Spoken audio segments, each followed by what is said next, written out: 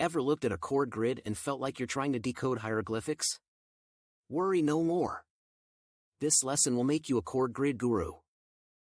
Learning objectives. By the end of this lesson, you should be able to read and interpret chord grids. Understand the layout of a chord grid. Apply this knowledge to play the E major chord. What is a chord grid?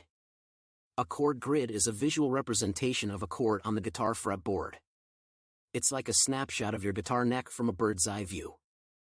Breaking down the grid. Vertical lines, these represent the strings, with the leftmost line being the low E string.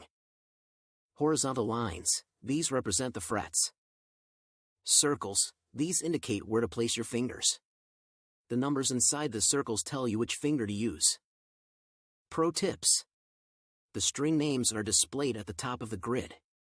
If you see an X on a string, that means you don't play it. Quiz time. 1. What do the vertical lines on a chord grid represent? 2. What does an X on a string mean? Practice tips. 1. Use the chord grid to play the E major chord. Don't worry if it doesn't sound crystal clear, as that is not the point. Just focus on placing your fingers in the correct position. 2. Try to visualize the chord grid in your mind as you play.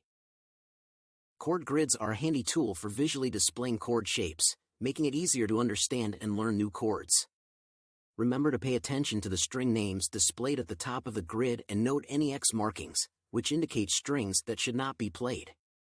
Keep practicing and visualizing the chord positions, as this will greatly aid in muscle memory and chord transitions.